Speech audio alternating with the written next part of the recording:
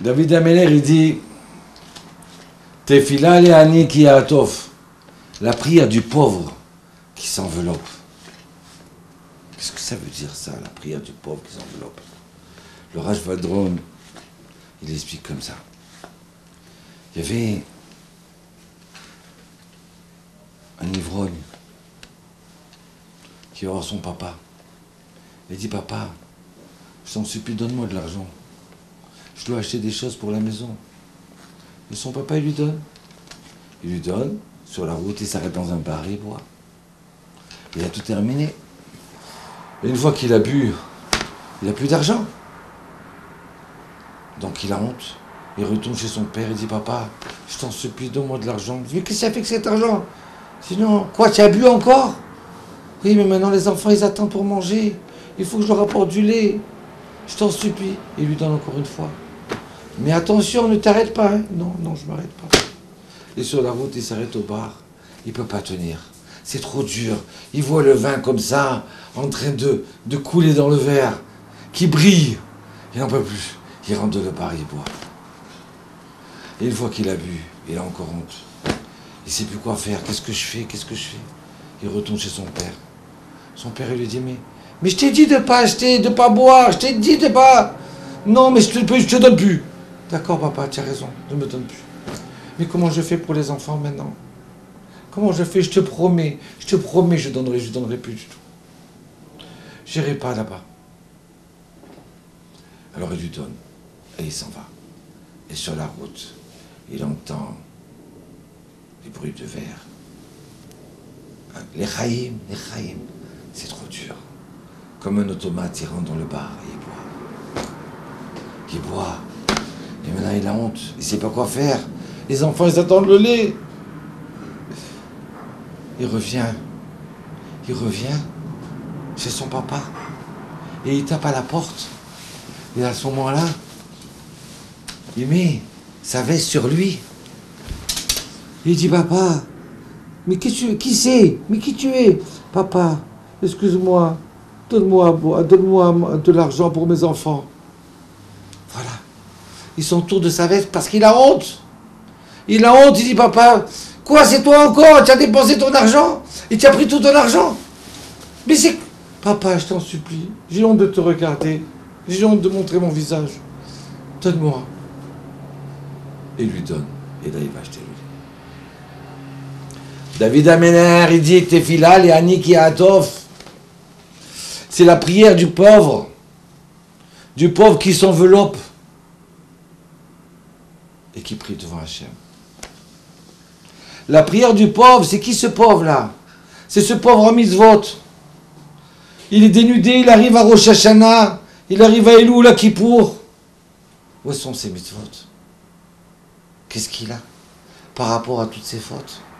Par rapport à toutes les mitzvot qu'il aurait dû faire? Il est presque nu. Donc alors il arrive devant Hachem, le roi David. Le roi David qui se sent presque 100 mitzvot. Alors si lui dit ça, alors qu'est-ce qu'on va dire nous? Il dit, Hachem, je suis pauvre. Je suis tellement pauvre, j'ai tellement honte. Toute l'année, je t'ai promis d'étudier la Torah, d'aider mon prochain, de ne pas m'énerver, de rendre le Shabbat le plus beau jour de l'année. Et pendant Shabbat, je me suis énervé. Et pendant Shabbat, je suis parti. Donc, j'ai promis plein de choses. Et je n'ai pas accompli. Donc le roi David, il vient comme ça et il dit, on se retrouve à Rosh Hashanah et à Kippour, d'accord? Et on se l'enveloppe du talit. Il dit le roi David, il dit Tefila, la prière du pauvre qui s'enveloppe. C'est-à-dire quoi il s'enveloppe? Il s'enveloppe du talit. Il s'enveloppe du talit. Il met comme ça le talit sur sa tête parce que il ne peut pas regarder. Là maintenant c'est Rosh Hashanah. Là maintenant c'est Kippour. Il ne peut pas regarder Hachem. Il a honte. Il a honte de son passé. Et il demande pardon à Hachem. Il y a quelques années de ça, j'ai un drogué qui m'appelle de France, un juif. Il me dira, je peux passer Rosh Hashanah chez vous. Je dis, avec joie, venez. Je dis, mais comment je vais faire avec lui? Il me dit, Rav, j'ai fait tous les centres du monde. Les psychologues à droite, à gauche, on s'est ruinés. Et j'arrive pas à m'en sortir.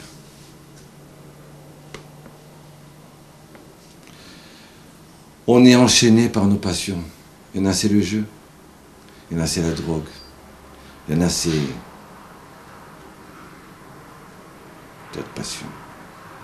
Je me tairai. Et chaque fois, il te dit ça y est, à partir de maintenant, je vais être cachère. À partir de maintenant, je vais être bien. Et on retombe. Et on retombe encore une fois. Jusqu'à quand? Jusqu'à quand? Jusqu'à quand on va être lié, accroché, aliéné? Jusqu'à quand?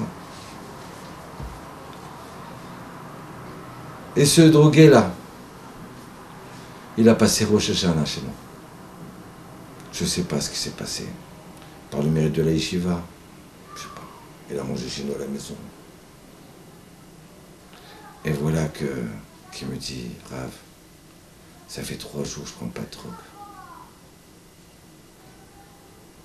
Et maintenant les années sont passées, grâce à Dieu.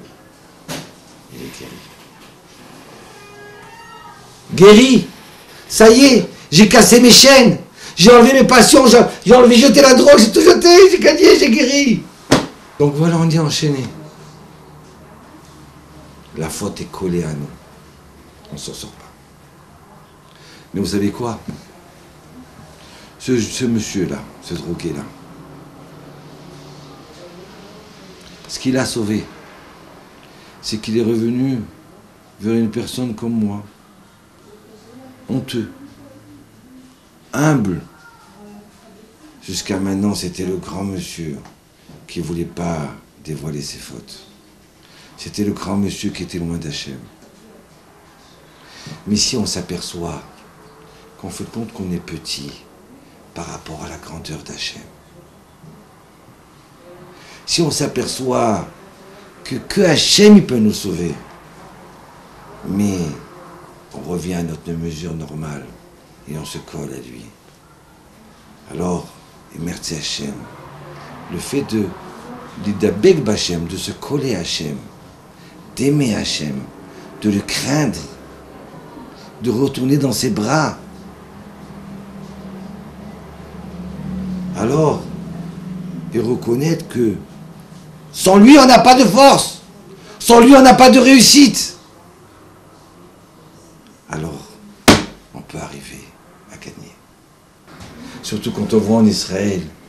Mais si vous savez le nombre de jeunes qui font tchouva aujourd'hui, de jeunes filles qui s'habillent hein, avec le col accroché jusqu'en haut. Mais c'est une fille de Tel Aviv. C'est une fille, mais elle ne connaît rien de la Torah. Elle n'a pas vécu dans une maison juive. Ils reviennent chacun comme ça, en courant. C'est merveilleux. Je me suis baladé tout ce mois en Israël, Jérusalem, Tel Aviv, ailleurs. Et je vois des Neshamot. Mais je dis, mais comment Hachem, il ramène les exilés? Pas les exilés qui sont partis, qui sont en France, en Amérique, bien sûr. Mais il ramène les exilés, c'est ceux qui se sont perdus sur la route de la Torah. Ils ont quitté le chemin de la Torah. Ou tout simplement, ils n'ont jamais goûté la Torah. Ils sont revenus. Voilà, Rosh Hashanah Kippour. On ne va pas rester sur le banc. Il faut faire partir du film. Il faut jouer dans le film. Il faut revenir avec tout l'âme Israël. Shalom.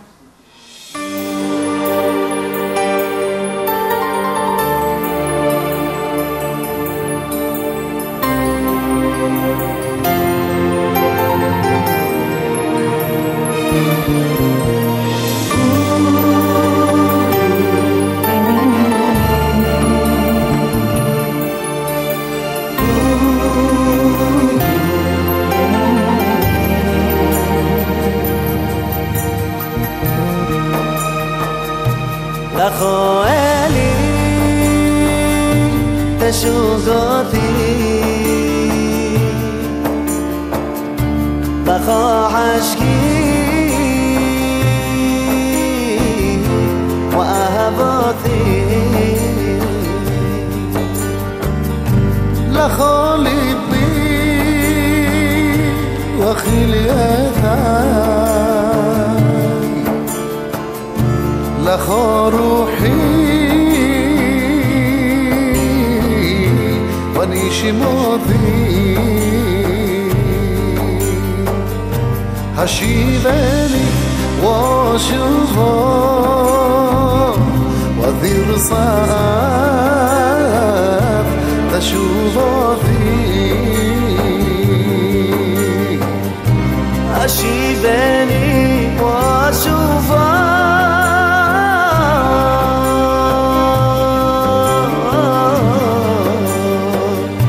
وذير صاف تشوفه فيه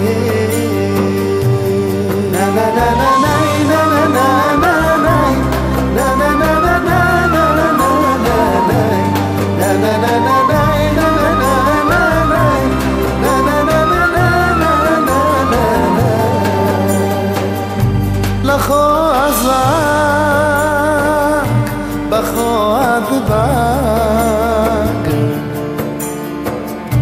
عده شوفي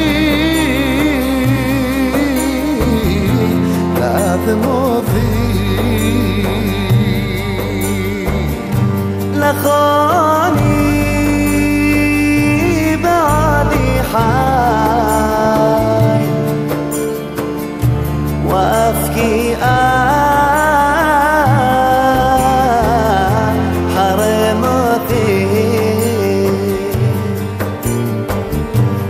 شيفاني واشوفه وذير صعب تشوفه فيه هشيفاني واشوفه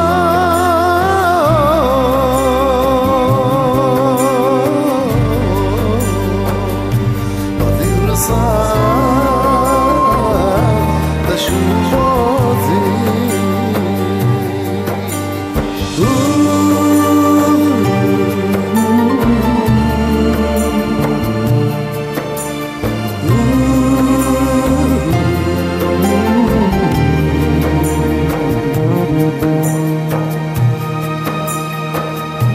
لخو يوراي لخو رغلاي ومن مخي تخونتي لخو عصمي لخو ضمي وعريقي